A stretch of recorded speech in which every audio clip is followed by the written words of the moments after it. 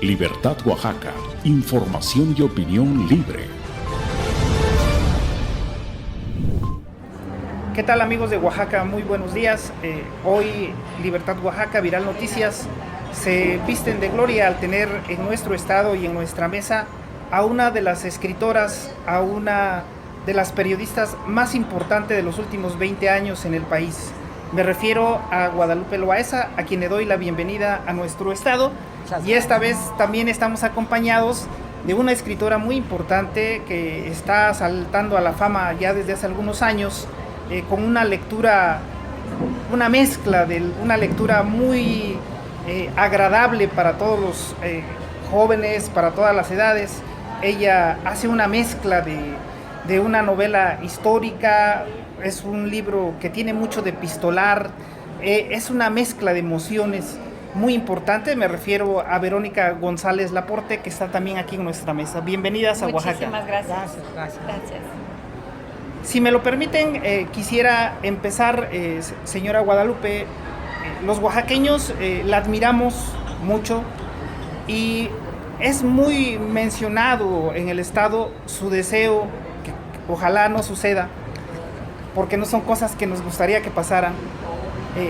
El hecho de que usted dice que ama Oaxaca, que es una de sus ciudades favoritas, tiene raíces oaxaqueñas, e incluso menciona que si algún día tiene que escoger un lugar para depositar sus cenizas, sería un Monte Albán. Así es. Bueno, me enorgullezco y para mí es de verdad un privilegio saber que mis antepasados nacieron aquí en Oaxaca por lado de mi padre, en Jamiltepec, la costa. Y bueno, para mí fue muy satisfactorio descubrir esto porque mi padre, que era de muy pocas palabras, nunca se refirió a estas raíces oaxaqueñas. Pero son raíces que, además de ser originarios aquí de Oaxaca, son personajes, mis tíos bisabuelos y mi bisabuelo, muy heroicos, unos personajes muy ilustres, porque todos ellos fueron 8 hermanos y 2 hermanas, 8 hijos y 2 hijas, participaron en la batalla de Puebla.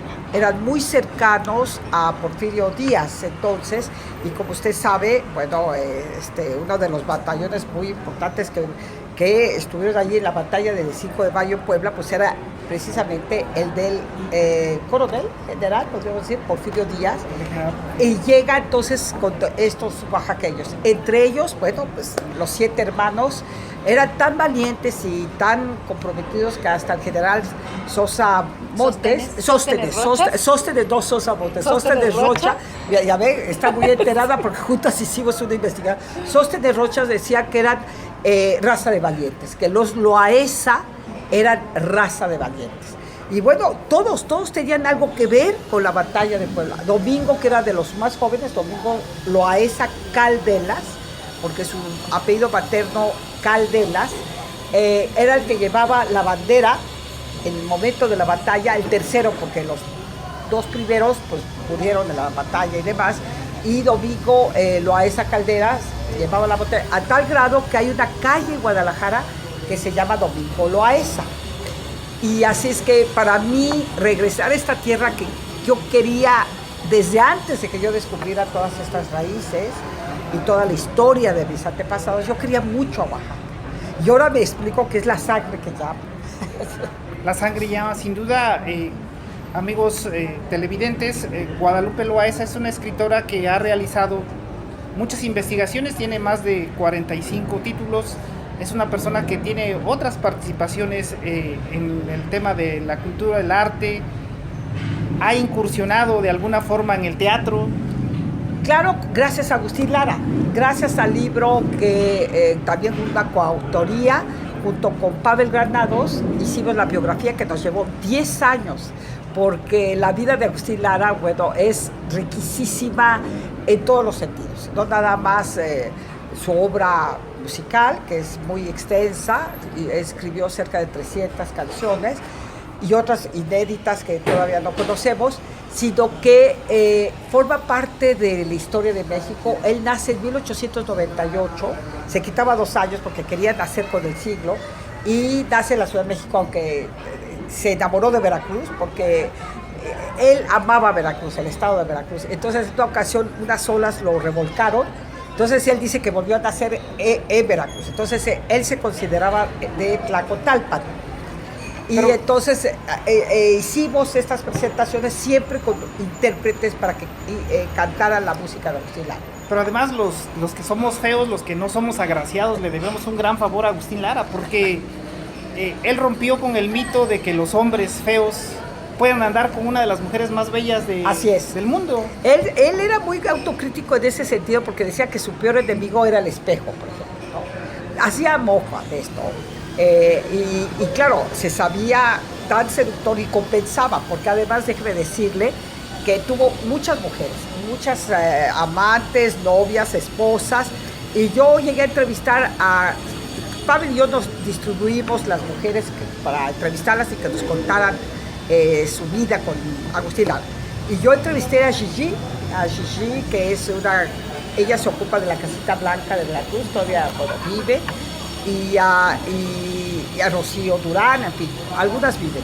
Entonces le pregunté a Gigi cómo era como amante. Dice, era el mejor amante del mundo, Guadalupe.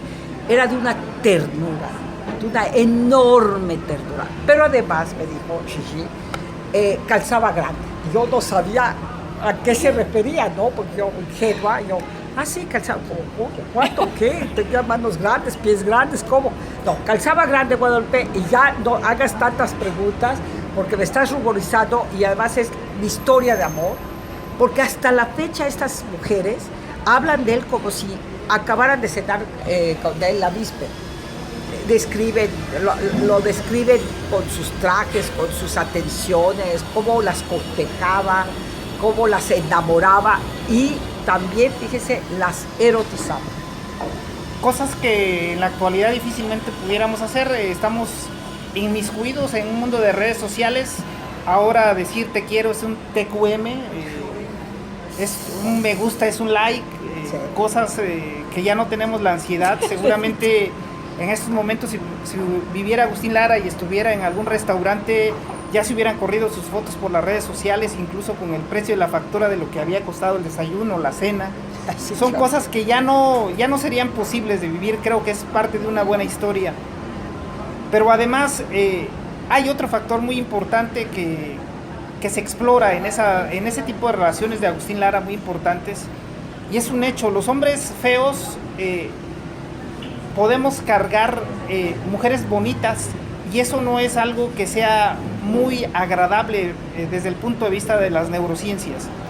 Cuando los feos tienen la necesidad de mostrarse con mujeres bonitas, es porque necesitan reafirmar un problema de seguridad. Sí, claro. Sí. Pero acuérdense que Rollero mata a Carita. Sí, claro. Y Agustín Lara era el rollero, era el poeta, era el rollero, era el seductor profesional. Y las diferencias que se dan entre hombres y mujeres. Las mujeres, por ejemplo, las mujeres más inteligentes se pueden dar el lujo de cargar hombres feos. Sí. Y entre más inteligentes, los hombres que las acompañan son más feos. Son más atractivos para la mujer. Porque ellas son mujeres seguras de sí, no necesitan de otras cosas. Sí. Y los hombres, en cambio, mostramos una inseguridad muy frecuente propia de la naturaleza del hombre, y todo el tiempo tienen que estar reafirmando con ese tipo de... Pero compensan. Los hombres muy feos compensan. Si son lúcidos, si quieren realmente llegar a conquistar a una mujer, compensan con el cortejo, dándole gustos, son muy consentidores. Y fíjense qué injusta es la naturaleza. Usted habla de los hombres feos que andan con mujeres bellísimas, porque esto se ve en muchos países. Sin embargo, las mujeres muy feas no andan con galanes muy bien parecidos. Casi no. Casi no. Es muy raro que vea usted, o sea, alguien como, no sé, George Clooney, por poner un ejemplo. Su mujer es bellísima, pero no nos los imaginamos a George Clooney con una señora muy fea. Y sin embargo, hemos visto actores que no son nada atractivos o mujeres bellísimas. Y siempre me he cuestionado eso, ¿por qué no está tan equilibrado en ese sentido respecto a las mujeres? Es un tema de inseguridad. Pues, sí. Parte de la naturaleza del hombre. Del hombre. Claro, es claro. parte de la sí. naturaleza del hombre. Porque ¿cómo va a andar con una fea? Es decir, ¿qué pasó? Sí, claro. ¿Por qué andas con esa señora tan fea? Y el hombre entra en una crisis después de los 45 años. Terrible. Para reafirmar su sexualidad, sí. El hombre requiere de demostrarle a la sociedad, requiere de demostrar en su entorno de que está sexualmente activo, de que es una persona que está viviendo su mejor momento, y entonces invierte papeles, busca a las jovencitas de 16, de 17 años como Pepita, que es la que hoy nos trae a la mesa. No, pero entonces sí se estilaba. Era otra relación amorosa y social la que había en el siglo XIX. Sí se estilaba entonces. Hoy no. Hoy no, pero entonces sí resulta muy patético que estos hombres ya no nada más peinan canas, ya no se peinan canas, porque se pintan el pelo, se depilan las cejas, se cambian los dientes, se les pone hasta mirada de mujer, porque es como se mirada de mujer. Entonces, estos hombres muy inseguros creen que con una chica joven dicen, caramba, pues entre sus congéneres, de verdad dicen, pues todavía, bueno, sabe rendir, está muy contenta la mujer con la que está a su lado, ¿no? Pero siempre es esa, qué bueno que sea usted tan autocrítico, porque siempre hay esa autorreafirmación, el de estarse, esa inseguridad que cada vez más, porque si envejecen, pues cada vez más se sienten inseguros, ¿no? Entonces, sí hay que estar alertas, yo le diría a las jovencitas, que claro que pueden ser interesantes estos hombres, de cierta edad sí son interesantes, la verdad, porque tienen más experiencia, son más sabios, han vivido más. Entonces las mujeres pues sí se sienten más atraídas con su conversación, porque luego si andan con jovencitos a veces los ven como muy vacíos o ignorantes, pero hay que tener cuidado porque siempre esa desproporción pues a la larga va a afectar. En esta ocasión visitan la ciudad de Oaxaca, Verónica, para hacer la presentación de un libro más en su historia que se llama La Mariscala. Para los jóvenes que nos ven, para la gente que no es muy amante a la lectura, porque los que son ya desde ayer ya empezaron a buscar el autógrafo, pero para los que seleccionan, buscan, van viendo opciones, ¿por qué tendrían que leer La Mariscala? Porque es un excelente pretexto. Porque nos encantó escribirla, porque los resultados fueron fantásticos. Disfrutamos mucho la escritura y porque es una historia preciosa.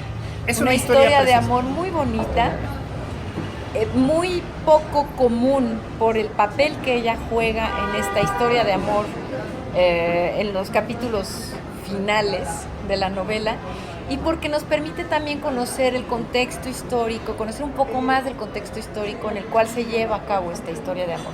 En realidad es un pretexto que nos da para hablar del Segundo Imperio, que es un tema que sigue fascinando tantos años después, y es muy lindo porque se basa en una correspondencia inédita, poco conocida, en archivos franceses, de la correspondencia privada, amorosa, que mantiene el mariscal francés, jefe de las Fuerzas Armadas en México, con Pepita de la Peña, que entonces tenía 17 años. Mientras y el 54. Exacto. 1754. Ya es muy feo, Sí, sí, guapo no era. Aquí lo podemos ver, Guadalupe, a ver, búscale una foto. No, él era realmente, vaya, no era muy estético. Pero donde le escribía todas esas cartas, quiere decir que le dedicaba parte de su tiempo. Exactamente. A Pepita, le dedicaba mucho tiempo. Mucho tiempo a Pepita y llegó un momento cuando estaban ellos recién casados en que él dejó de ir a campaña, cosa que para Maximiliano pues era muy... Para que vean que también los franceses son feos, no solamente los oaxaqueños. Pero fíjese, ¿usted qué decía respecto a esa capacidad física, amorosa, erótica, después de su luna de miel, en plena luna de miel, que ellos vivían en el Palacio de Buenavista, que era donde estaba el batallón francés, por cierto, porque muy grande, el cuartel muy grande. Entonces, salía después de que pasó la primera noche de bodas, salía y hacía 3 fois, así, no así porque así dicen los norteamericanos, sino así, 3 veces. Entonces todos, oh, bravo, bravo, aplaudían. Entonces él también ha de haber calzado grande. O por lo menos tenía energía.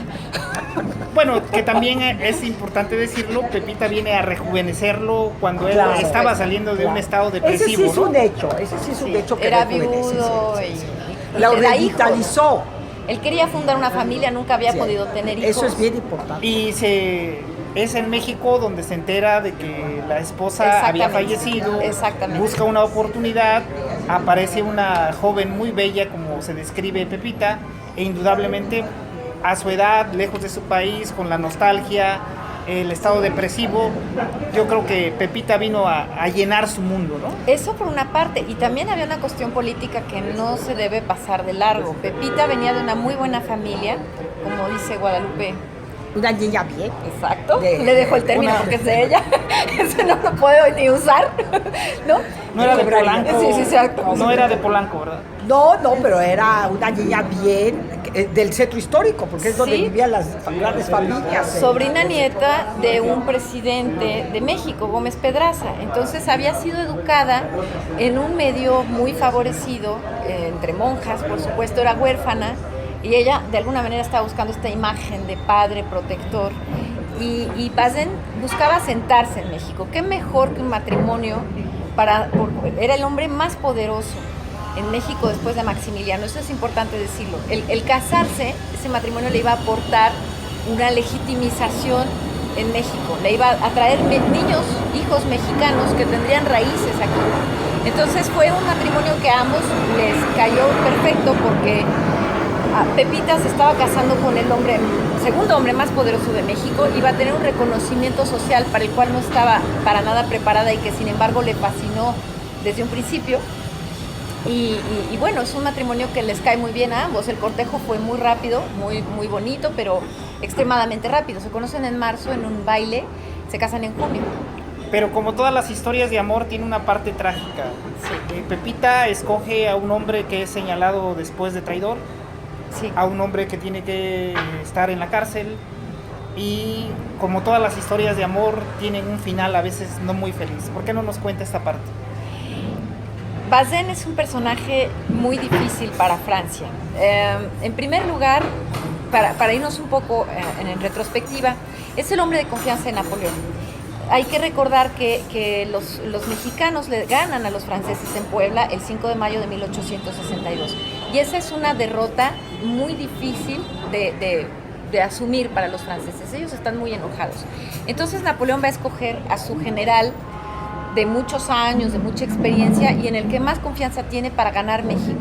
Ganar Puebla, luego conquistar la capital y luego que México caiga finalmente y se pueda ondear, se puedan subir las banderas, alzar las banderas francesas en el territorio mexicano.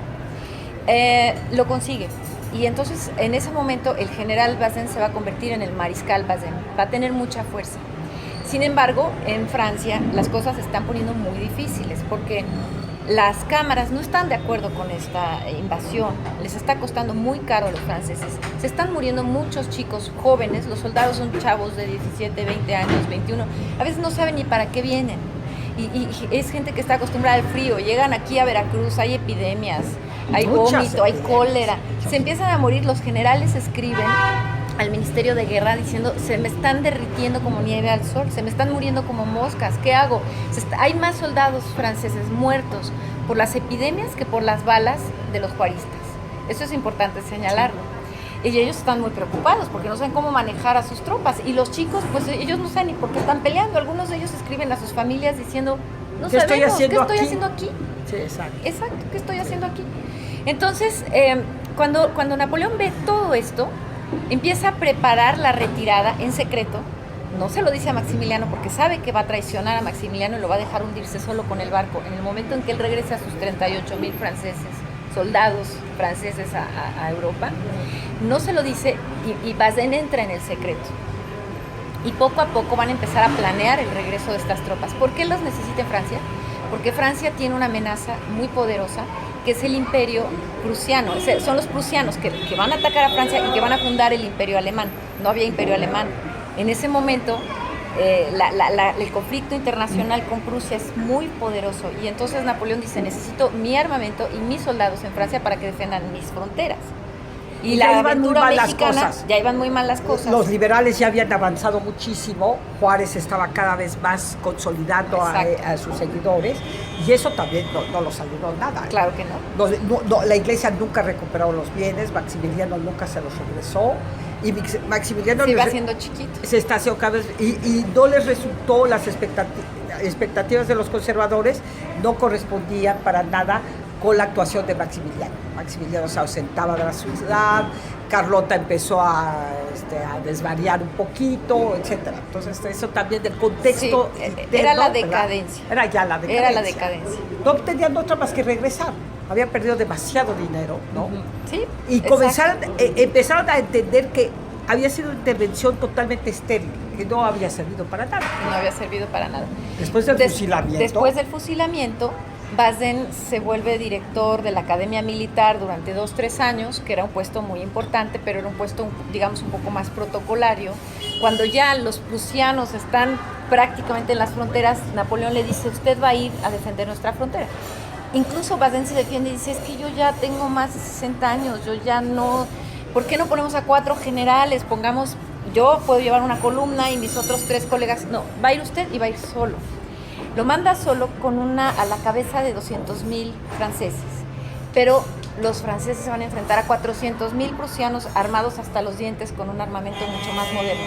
Bazin le escribe a Napoleón y le dice: ¿qué hago? La carta se tarda 9 días en llegar y Napoleón no tiene tiempo de darle órdenes, y Bazin se rinde. ¿Saca su bandera? Exacto. Se rinde y dice: prefiero eso a masacrar a mis soldados y exponerlos y sacrificarlos. Y eso es un acto que Francia no le va a perdonar nunca. El peso social es tan fuerte, el juicio social es tan fuerte, que él mismo pide ser juzgado ante un consejo. Si no lo hubiera hecho, probablemente no lo encarcelan. La libra. Probablemente la libra.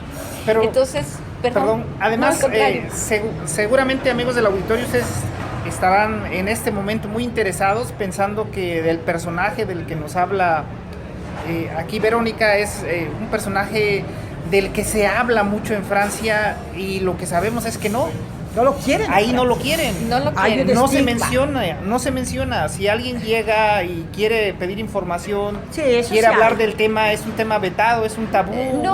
Hay mucho material. Mucha se escribió muchísimo sobre Bazin, porque él mismo escribe mucho. En vida escribe cantidad de cartas a todo el mundo, especialmente hemos visto cartas dirigidas a su hermano, que era su interlocutor preferido. Escribe mucho, pero nuestro trabajo, nuestro aporte, nuestro granito de arena a estas investigaciones que se han hecho sobre el Segundo Imperio, es mostrar a un Bazin humano, a un Bazin padre, un Bazin hermano, un Bazin marido. Este aspecto humano que muchas veces nosotros, los lectores, olvidamos cuando tenemos una obra histórica y nos vamos por todo lo bien que hizo esa persona o todo lo mal que hizo esa persona, sin pensar que son seres humanos como cualquiera de nosotros, que cometen errores de estrategia, errores económicos, errores políticos, que van a pesar mucho en su vida. Y hay que decir que estas cartas son inéditas, eran inéditas, puesto que ya están aquí en el libro. Y eso sí es importante porque Vero las encontró en los archivos de París. Las cartas a Pepita las tenía la familia de Bazin, y bueno, el material es muy amplio. Yo creo que podríamos pasarnos, cualquier investigador podría pasarse una vida entera y no terminar de ver los archivos. Entonces cada uno puede encontrar una beta diferente. Para los amigos que nos están viendo, La Mariscala, si les gusta la historia, aquí hay una relación histórica, Porfirio Díaz, Puebla, Francia. Si les gusta el tema epistolar, aquí encuentran unas cartas maravillosas, dignas de leerse una y otra vez. Ven a un general humano enamorado, ven la historia de una pequeña que además fue, sin duda, una parte importante de ella fue las negociaciones que tuvo al final para liberar al hombre que amaba y que pudiera ese capítulo, no estar en la cárcel, ¿no? Ese capítulo es nuestro preferido. porque Sí. habla de una huida que podría merecer casi una novela de Alejandro Dumas, toda proporción guardada, pero podría ser un capítulo de una de las novelas de Alejandro Dumas, porque narra a esta joven, de entonces tenía 22 años, que va a esta prisión de alta seguridad, que está en la isla de Santa Margarita, enfrente de Cannes, pero con muchas medidas de seguridad, ya se podrán imaginar. Y entonces, hagan cuenta, así donde el Chapo se escapó, que hizo todas estas estrategias. Pepita, una mujer muy enamorada, muy apasionada, muy valiente, muy decidida, va a ver al presidente de entonces, que era Thiers, ¿no? Cuando Adolphe Thiers, que cuando juzgan a Bazet, le va a decir que por favor porque estaba ya condenado a muerte. Condenado a muerte. Entonces va y le llora. Por alta traición. Y le pide por su marido, que ya es muy mayor, etcétera. La perdonan, lo perdonan a Le Bazet. conmutan la pena de muerte por 30 años 30, de encarcelamiento. muchísimo, porque tenía 60 y tantos. Exacto. Entonces, 65 más 30. Pero pues ya. convence después a otro presidente. Sí, al presidente MacMahon. MacMahon. A él lo que le pide es irse a vivir con él, porque lo que ella quiere saber es cómo funciona la cárcel para poder preparar la huida. Internamente. Y va a verlo con sus 2 hijos, entonces tenía 3 ya. 3 hijos, la nana mexicana y una institutriz. Sí. Una institutriz. Y ahí se van a vivir, se quedan 8 meses. meses. Y entonces ve, muy estratega Pepita, muy inteligente, ve cómo todos los movimientos, a qué hora es el cambio de guardia, todos los horarios, todo cómo se manejan ahí, cómo los guardias cuidan a estos presos y todo. Y 8 meses después... Dice que ya se cansó, que los niños están muy enfermos por la humedad del fuerte y que ya se van. y ya se Se regresa. sale y ella durante los meses que siguen va a preparar esa evasión y ya sabe cómo van las mareas, a qué hora se acuesta el sol, a qué hora se levanta, cuál es el mejor momento para que él se escape. Y el edecán de Bazin, el coronel Villet, va a tejer en la noche abajo de su cama una cuerda que debe medir los 23 metros que mide la el torre. muro, exacto, para poder alcanzar el mar, pero le faltan 2 metros. Entonces el general está colgando así de su cuerdita, pesa 100 kilos, es de noche, hay tormenta, y la mariscala con un primo de ella, muy joven, Antonio Rull, está remando para alcanzar. Sin Se luna. tírate al agua. Sin luz de luna. El final ya no se los contamos. No. Creo que se han tocado temas muy importantes. Es un libro muy interesante. Gracias por presentarlo en Al nuestro contrario, estado. no, Creo es que un honor. el honor es para nosotros los oaxaqueños. Una persona que amamos, Guadalupe Loaesa, en Oaxaca, que los oaxaqueños no nos vamos a cansar de presumirla siempre.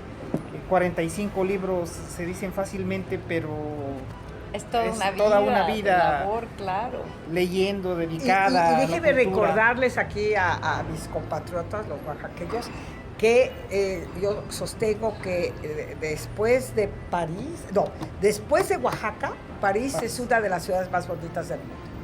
Sí, creo que sí. Después de Oaxaca, París es una de las es la ciudad más bonita del mundo. Muchísimas gracias. Verónica, bienvenida a Oaxaca, este es tu Gracias. estado. Te queremos ver presentando más libros acá. Muchísimas Seguramente gracias. el público muy pronto se va a encariñar contigo. Será un Ojalá placer. esta no sea la única presentación. Creo que la Mariscala va a romper ventas. Se ha recibido muy bien y Lleva ya su propia vida. seguramente vamos a tener una edición en francés. Eso Esperemos. Sí. Eso sí, Sí. ya la tenemos Eso sí. muy planeadas porque nos invitaron para presentarla en París el año que viene. Entonces, Todo va a estar bien. ¿Algo que quiera agregar, Verónica? pues es un enorme gusto, un enorme placer estar en Oaxaca y muchísimas gracias por esta cálida recepción, por su generosidad a todos los oaxaqueños. Por su Gracias. comida, sus Sí, textiles, todo. su música. Los mezcales. No, yo vengo a esta ciudad y siento que resucito. Todo lo veo muy bonito, la luz, las casas, Las desde luego, fachadas, las la pintura de las fachadas, Santo fachadas. Domingo, la gente. Bellísimas. De verdad, es el estado más bonito de la República. Perdónenme por los demás estados, pero es que yo creo que hasta los de otros estados lo sostienen. Así es que muchas gracias por este recibimiento, muchas gracias, de verdad. Bueno amigos, fue un placer estar en esta presentación con ustedes, la presentación del libro de la Mariscala.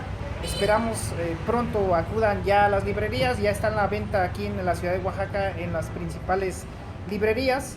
Es un honor tener escritores de la talla de Guadalupe Loaesa, de tener a Verónica González aquí con nosotros, e indudablemente este es un libro que va a romper récords de ventas. Muchas gracias. Gracias. Libertad Oaxaca, información y opinión libre.